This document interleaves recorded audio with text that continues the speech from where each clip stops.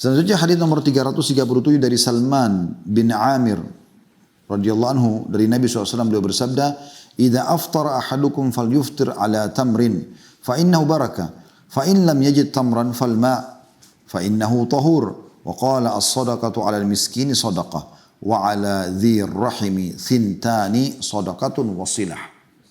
Artinya, apabila salah seorang antara kalian berbuka puasa, maka hendaklah berbuka dengan kurma. Karena sesungguhnya itu adalah keberkahan.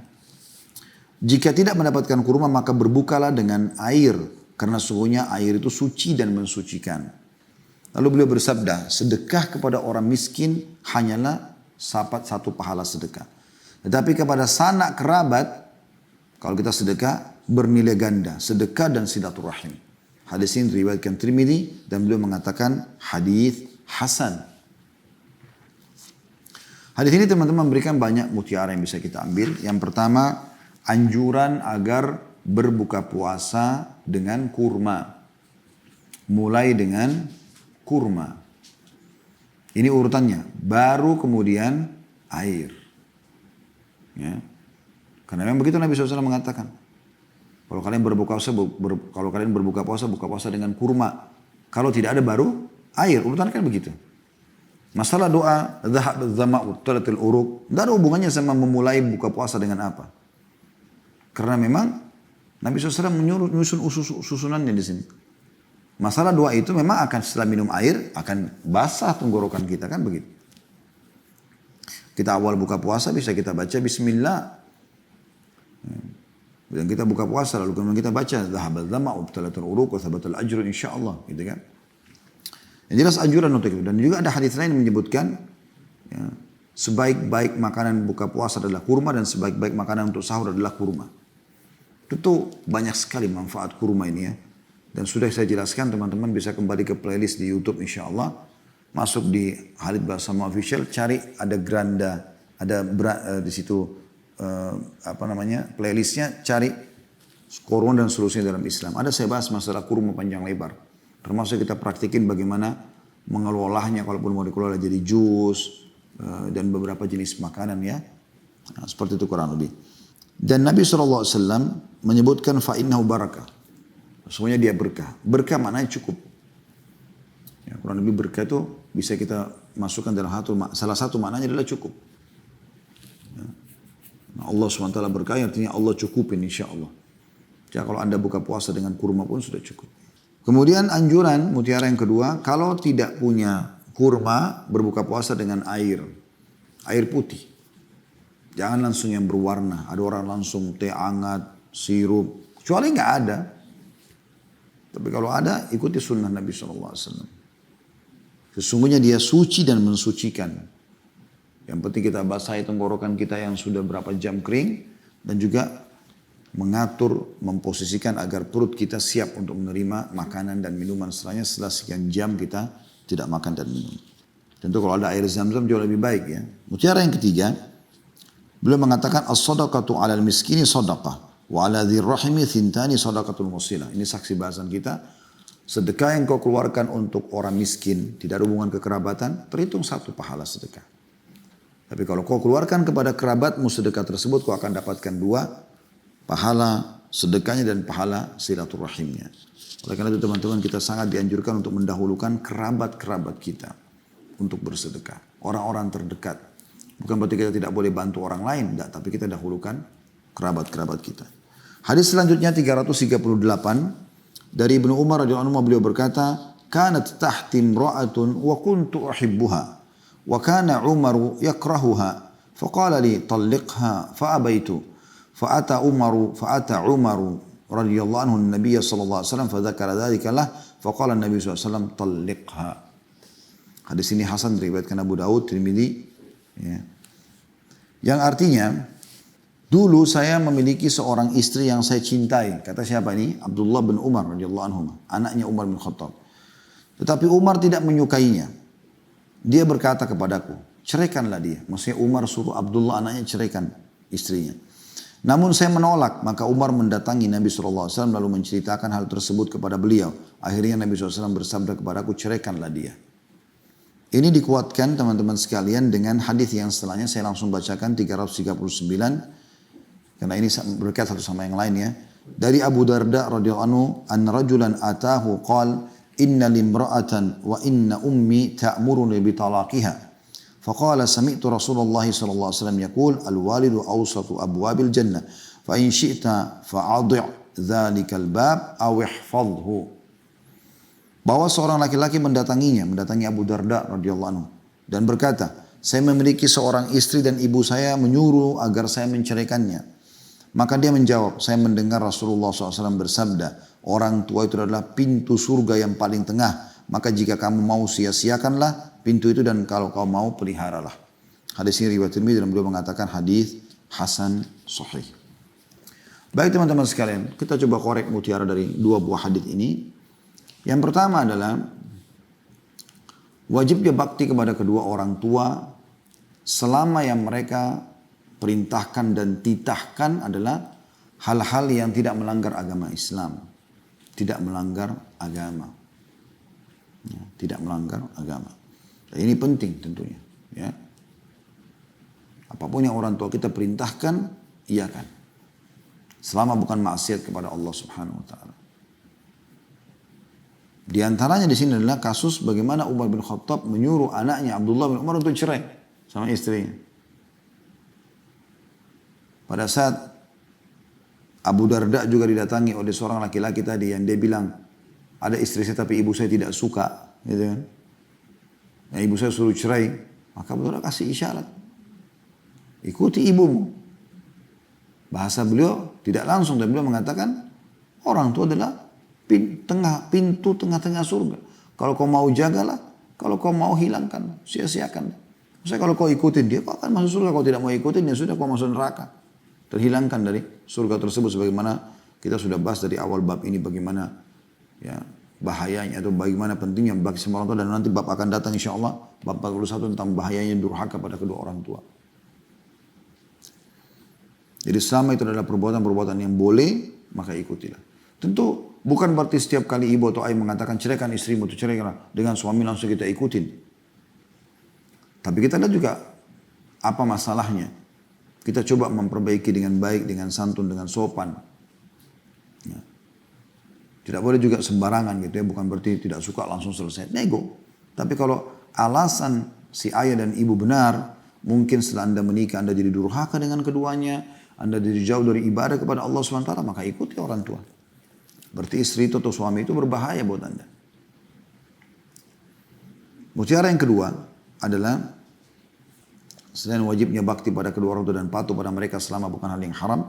Yang kedua, bagaimana sosok anak mantu. Ini yang kita khususkan di sini. Sosok anak mantu yang baru hadir dalam rumah tangga pasangannya, ya, membantu pasangannya untuk bakti dengan kedua orang tuanya. Bukan justru menyebabkan pasangannya durhaka. Berapa banyak istri yang buat suaminya durhaka sama ibunya? Pilih aku atau pilih ibumu? Ya ibunya lah. Gitu kan? Gak mungkin kamu yang dipilih.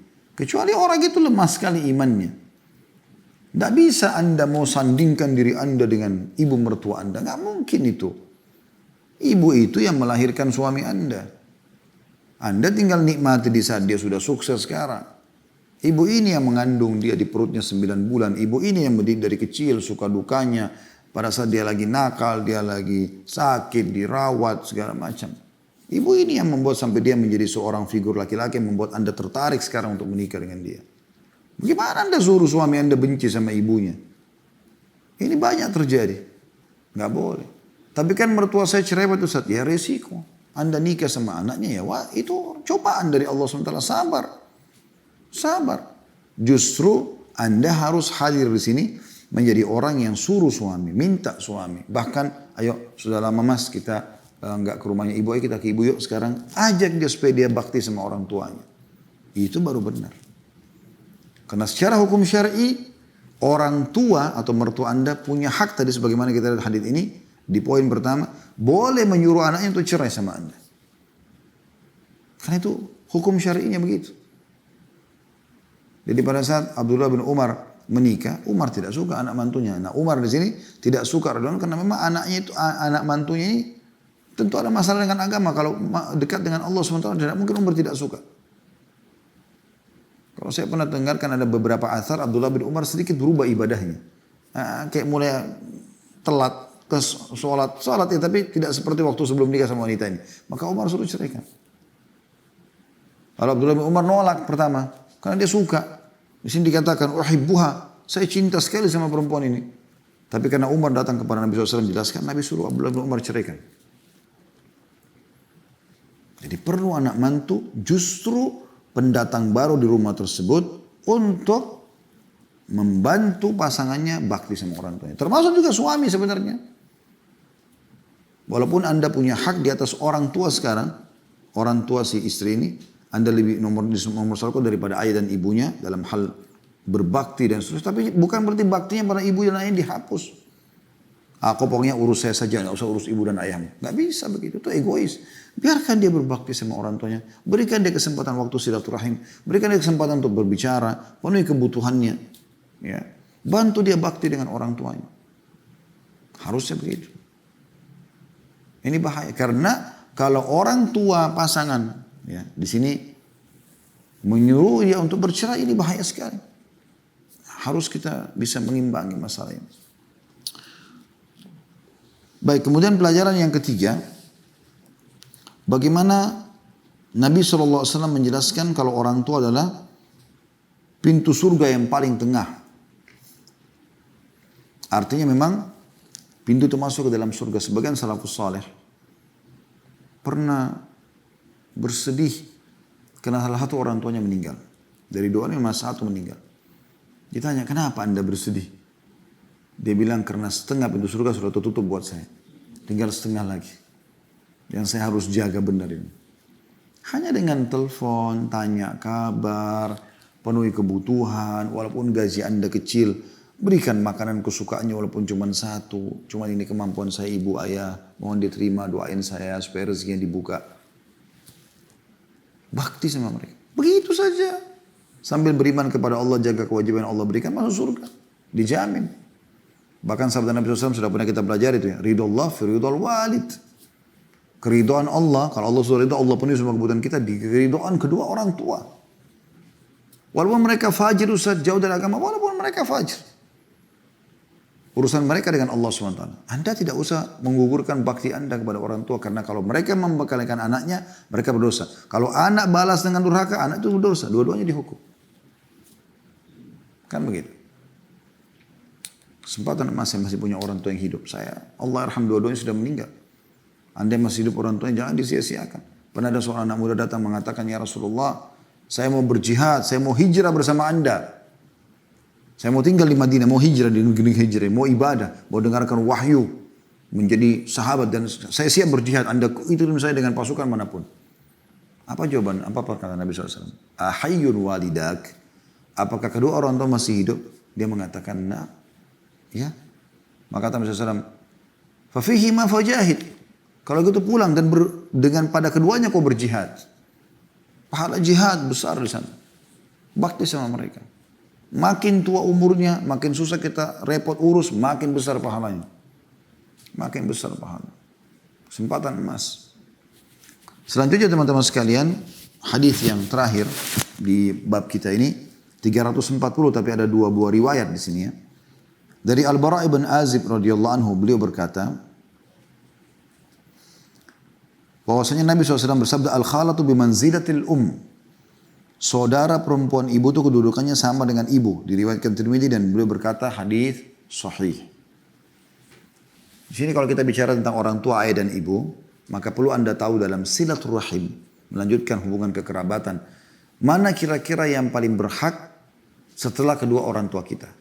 Kalau ayah, saudaranya ayah. Biasa Anda bilang paman. Ini pernah saya ingatkan ya. Makanya teman-teman yang sudah ikut ta'lim, nggak ada salahnya kita pakai istilah-istilah ini di rumah kita. Nah istilah bahasa Arab ini ada hubungannya dengan hukum syariat kita. Misalnya, saudara laki-laki, bahasa Arabnya am. Biasanya di orang Arab Indonesia juga bilang ami ya. Orang Arab, kalau bahasa Arab yang benar, ammi. Pakai tasydid, ammi. Indonesia biasa mengatakan ami atau ammi juga oke. Ya, pokoknya dia benar-benar ammi sebenarnya. Misalnya nama paman saya Yusuf, saya mengatakan ammi Yusuf. Ya. Ini paman laki-laki dari ayah. Ini yang paling berhak dari seluruh paman kita. Ada kan juga paman dari ibu ya. Di Indonesia biasa dipanggil paman semua. Ini paman, ini paman. Sebenarnya paman dari ibu itu bahasa Arabnya khal. Kha, alif sama lam, khal. Beda. Kalau pamanku dari ibu kita bilang khali. Nah, orang Arab kalau bilang, dia beda ini. Hadha ammi, ini saudara ayahku. Laki-laki. Hadha khali, ini saudara ibuku. Laki-laki dua-duanya, paman semuanya. Tapi yang paling tinggi kedudukannya adalah, di antara kedua, adalah paman. Yang ini, dari ayah. Kalau dari ibu, yang tinggi kedudukannya adalah saudari perempuannya. Nah, bahasa Arabnya, saudari perempuan ayah, ammatun. Tadi kan kalau saudara laki-lakinya am. Kita bilang ammati. Misal tante saya bernama Khadijah. Saya mengatakan ammati Khadijah. Kalau saudari ibu, khalatun. Biasa kita bilang khalati. Tanteku. Nah orang Arab bedain tuh. Kalau saudari perempuan ayah, ammati. Ya. Kalau saudari perempuan ibu, khalati. Nah dari tante-tante ini yang paling tinggi adalah khalah. Karena dia pengganti ibu. Ini yang kata Nabi SAW. Al-khalatu bimanzilatil saudari perempuannya ibu, pengganti ibu. Tentu kalau ibu masih hidup, ibu lebih tinggi. Tapi kalau ibu sudah meninggal, anda berbakti pada saudari perempuannya. Ya. Saya subhanallah, waktu ibu saya meninggal, tentu sudah lama, tahun 79, saya masih 4 tahun waktu itu. Saya coba melanjutkan silaturahimnya kepada saudari-saudari beliau. Alhamdulillah, bifadlillah azza wajal, Allah masih kasih saya beberapa orang tante dari saudari beliau. Dan sampai hari ini, beberapa tahun ada yang meninggal. Sampai hari ini tinggal 2 orang. Yang saya coba semaksimal mungkin, walaupun saya kadang-kadang masih merasa kurang ya. Coba lanjut silaturahim dengan mereka. Pengganti ibu. Bagaimana kalau ibu masih hidup, kita telepon, tanya kabarnya, kirimkan hadiah apa. Dijaga. Begitu juga ayah saya meninggal beberapa bulan yang lalu, rahimahullah. Beliau punya saudara yang hidup tinggal 2 orang. Jadi saya sekarang alhamdulillah Allah masih kasih 2 tante, khala, dan 2 paman, am. Yang juga saya coba bakti sama mereka semampu saya. Jangan sia-siakan. Ali bin Abi Thalib itu sering kali duduk di dekat pahanya Abbas, paman beliau, radhiyallahu anhu, paman Nabi SAW juga tentunya. Lalu beliau mengatakan, wahai paman, ridholah kepada aku, wahai paman, maafkanlah kesalahanku. Karena dia tahu ini pengganti ayahnya. Seperti itulah. Kemudian beliau mengatakan, dan dalam bab ini terdapat banyak hadis yang masyhur di dalam kitab As-Sahih. Di antaranya adalah 3 hadis yang 3 orang yang terjebak dalam gua. Ya. Ini sudah pernah kita bahas ya. Salah satunya kena bakti sama orang tuanya menyediakan susu. Ya, tapi karena orang tuanya sudah tidur, maka dia pegang susu tersebut dari malam sampai pagi. Lalu kemudian karena itu dianggap pendekatan diri kepada Allah SWT, Allah pecahkan batu yang menutupi gua. Ini kisah gua sudah masyhur sekali sebenarnya. Kemudian kisah Juraij, ya, yang sudah sangat masyhur juga, sudah pernah kita sebutkan. Ini sebenarnya sudah pernah disebutkan ya. Kalau teman-teman yang pegang bukunya, kisah tentang gua itu ada footnote nomor 327. Beliau mengatakan di bawah hadis nomor 13 dalam hadis kita, dalam buku kita. Ini kan kita belajar sekarang hadis nomor 340. Kalau Anda kembali ke awal-awal kitab, ada panjang lebar hadis tentang gua itu ya. Kemudian juga hadis Juraij disebutkan, ada footnote nomor 328, hadis nomor 264. Ada footnote di bawah kecil ya. Dari Abu Hurairah, ini juga sudah pernah kita jelaskan. Kata beliau, ada juga beberapa hadis yang masyhur dalam As-Sahih yang tidak saya sebutkan demi keringkasan. Dan di antara yang paling penting adalah hadis Amr bin Abasa radhiyallahu anhu yang panjang, yang mengandung banyak kaidah dan adab Islam yang insya Allah akan saya sebutkan secara lengkap dalam bab harapan. Nanti hadis nomor 443. Ya, ada tulisan di footnote situ nih. Di mana beliau berkata namanya dakhaltu 'ala Nabi sallallahu alaihi wasallam bi Makkah yakni fi awwal an-nubuwah faqultu lahu ma anta qala nabiyyun faqultu wa ma nabiyyun qala arsalani Allah ta'ala faqultu bi ayyi shay'in arsalaka qala arsalani bi silatir rahimi wa kasril awthani wa yuwahhidallaha la yushraka bihi syai'. Saya pernah menemui Nabi SAW di Mekah, yakni di awal kenabian beliau. Saya berkata kepada beliau, siapa anda? Ya. Ini hadis tentang Amr bin Abasa. Waktu dia pertama radhiyallahu anhu masuk Islam, dia bertanya itu kepada Nabi SAW. Saya pernah menolong Nabi di Mekah, di awal kenabian, lalu saya berkata, siapa anda? Maka dia mengatakan, saya adalah Nabi. Lalu saya bertanya, apa itu Nabi? Maka Nabi SAW menjawab, artinya saya telah diutus oleh Allah Ta'ala. Saya bertanya, dengan apa dia mengutus anda? Maka SAW menjawab, Nabi SAW menjawab, dia mengutusku dengan ajaran silaturahim, menghancurkan berhala-berhala, mentauhidkan Allah dan tidak menyekutukan sesuatu pun dengannya. Nah, di sini itu cukup panjang, nanti akan ada penjelasannya di nomor 443. Kita sekarang di nomor 340, nanti akan ada bahasan sendiri masalah itu. Dan dengan ini alhamdulillah, keutamaan bakti sama orang tua sudah kita jelaskan. Kita akan lanjutkan pertemuan akan datang dengan insya Allah. Pertemuan akan datang dengan bab ke-41, bab haramnya durhaka dengan orang tua dan juga memutus silaturahim.